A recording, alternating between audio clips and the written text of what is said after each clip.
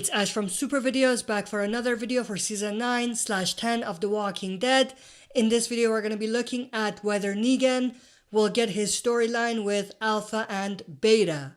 Before we get into this video, if you are not a comic reader or if you don't want to know anything about the story that might be coming up from the comic book, then you may not want to watch this video because this video has heavy spoilers in terms of comic material and content from the comic book that will most likely be adapted to the TV show sometime in the future.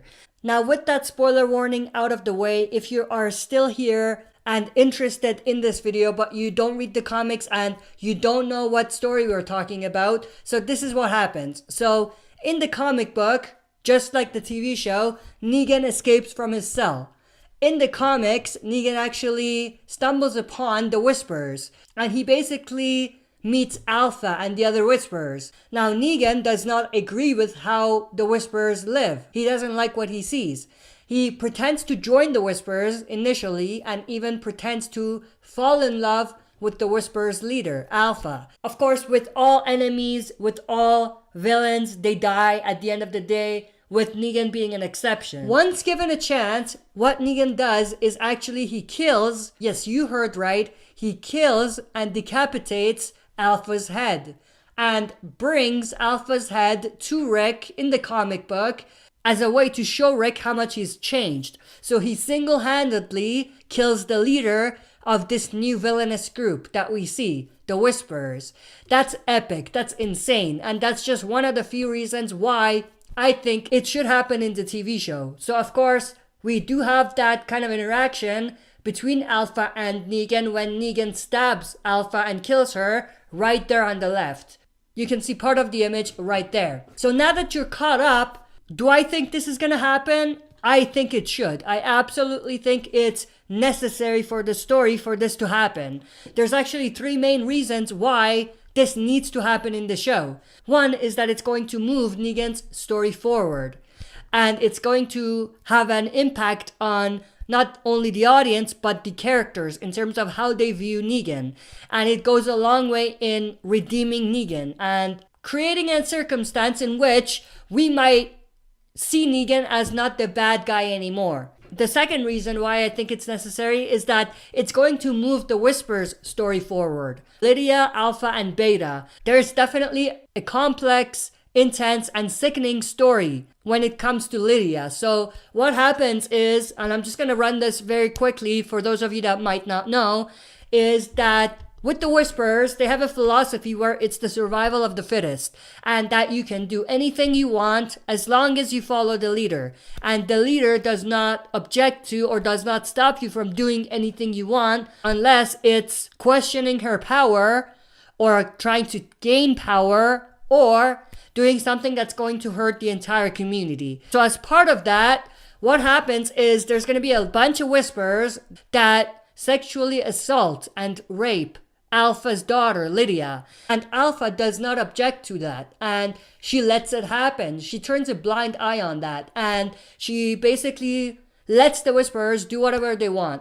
And she tells Lydia that it's on her to not allow that to happen. And if she's weak, then she just has to basically take whatever is done to her. Now, of course, in the TV show up to this point, they have not necessarily planted the seeds or revealed anything along the lines of Alpha allowing these things to happen to Lydia. And obviously not to this extent, but there's a chance that they could build up on that in the next season or maybe even in the rest of this season. Now, I do think that it is unlikely that they're actually going to bring that in anymore. They might have some aspects of it, but not the full thing for whatever reason, restrictions or whatever it may be. But I do think that these changes or remixes that they're doing may actually impact whether they can actually have the Negan Alpha storyline work the same way and for it to have the same amount of impact. So going back to the discussion, this interaction between Negan and Alpha and what happens between them does a lot in fleshing out these characters from the Whisperers side. Most specifically Alpha and Lydia. Obviously Alpha because she dies, but also Lydia as well. The third reason why I think it should happen is that it's going to make it likely and believable that the group is able to defeat the Whisperers as easily as they do. Of course, in the comic book and most likely the TV show, there's going to be an initial blow, which is going to be very bloody. But after the fact, after that event from the comic book, which I don't want to talk about here, I've done several videos on that already, but once that happens, then it seems like for the most part, the survivors have the upper hand. And, they are able to more or less defeat the Whisperers without too much hassle, without too much trouble. There is definitely things that come up. There is more deaths that are going to come up after the fact when we get into the conflict between the Whisperers and the survivors. But at the same time, if Alpha was still there when that conflict happened, I'm pretty sure things would have turned out a little bit differently. So that's the third reason. One of the key things is that there needs to be this shock that I think Alpha's death, especially the way they did it, brought to the story, which I think is absolutely necessary. So the first part of the shock factor is that you don't expect Negan to do something good. And not even looking at Negan, it is rare for a past villain to do something that significantly helps the survivors. And this event, Negan killing Alpha, does both. First, you don't expect Negan to be doing this, so that's kind of shocking right there. Second, you don't expect Negan to do something good for the group, which he does, which is kind of rare because never have we seen a past villain do something that helps out the group, like I said.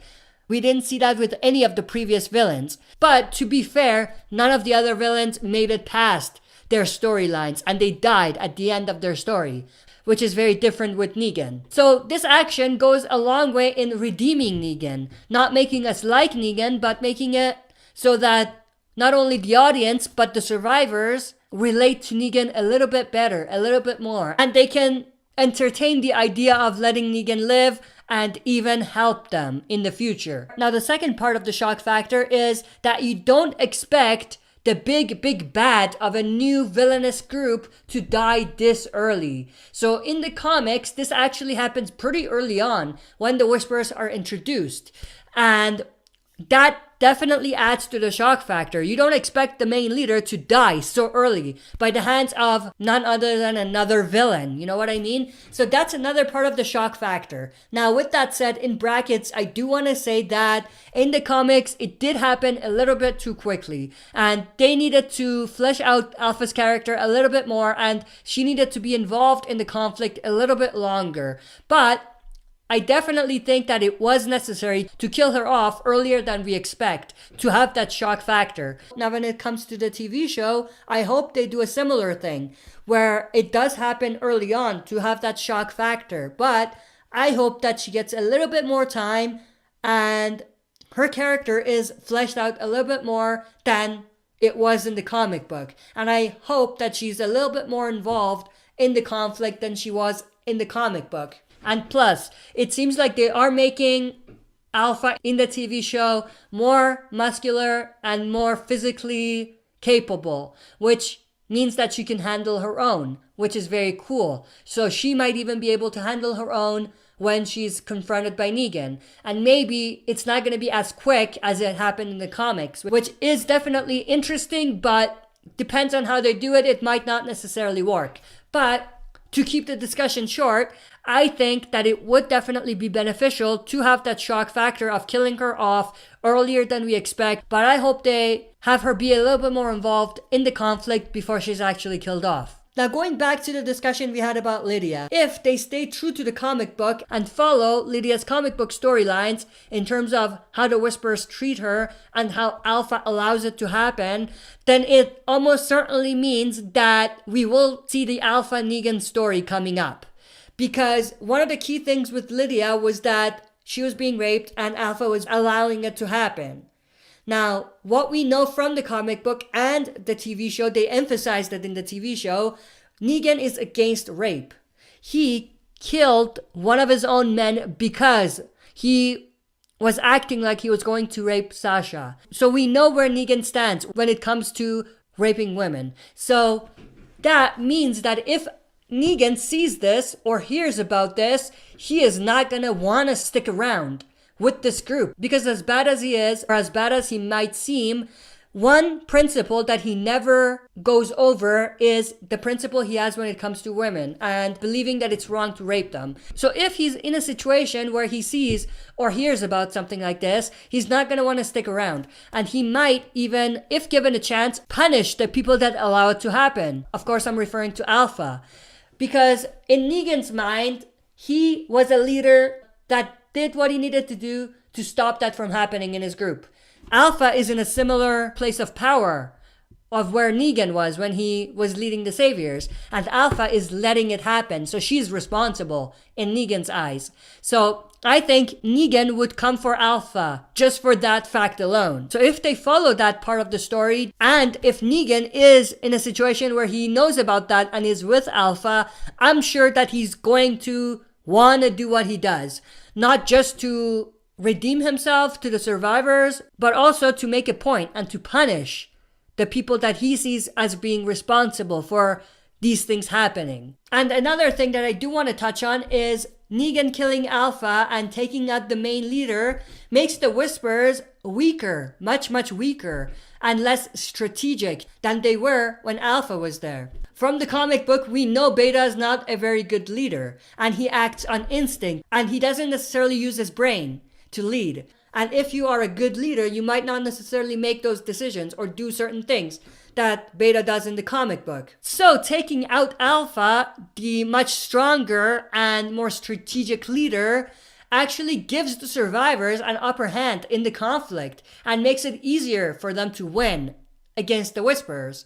I'm sure if Alpha did not die the same way and was there for the majority of the conflict with the survivors would not have been able to defeat the Whisperers as easily as they did. So that's another aspect of it. If we're going with the comic material, the lineup scene happens first, and then we have Negan confronting Alpha. So that happens afterwards.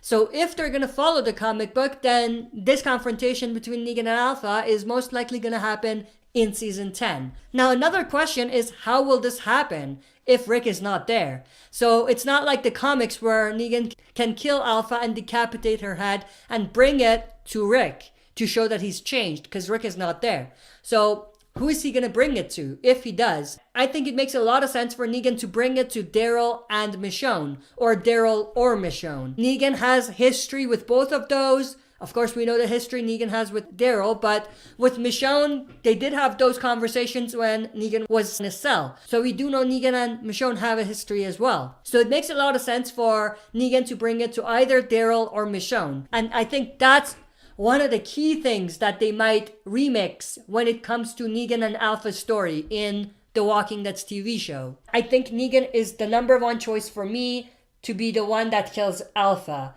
Now, there are others who could do the same: Daryl, Michonne, and Carol. So of course, with Michonne, she in a way is the main leader at Alexandria. And in a way, Daryl is another leader that we have for the survivors.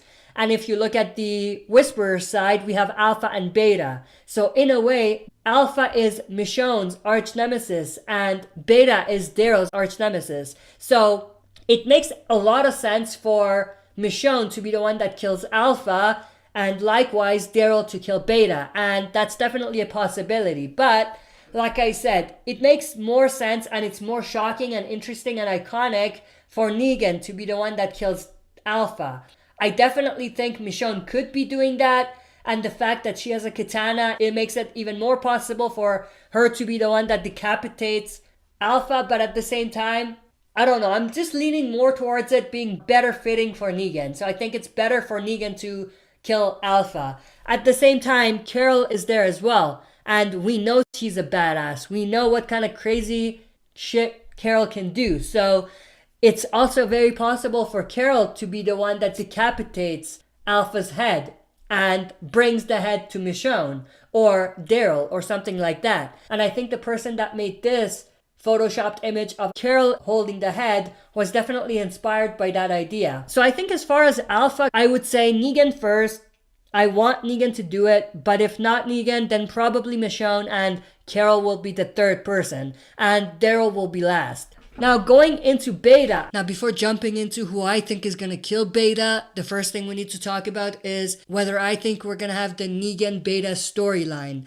Now unlike the Negan Alpha storyline where it was all about the story and the shock factor and where it led the story, that interaction with Negan and Beta, it's not about the story itself. It's not about what this interaction leads to. It's just about seeing the interaction and getting to see Negan reacting to Beta and conversation between the two. Now for non-comic readers, Negan and Beta definitely have some interesting scenes together.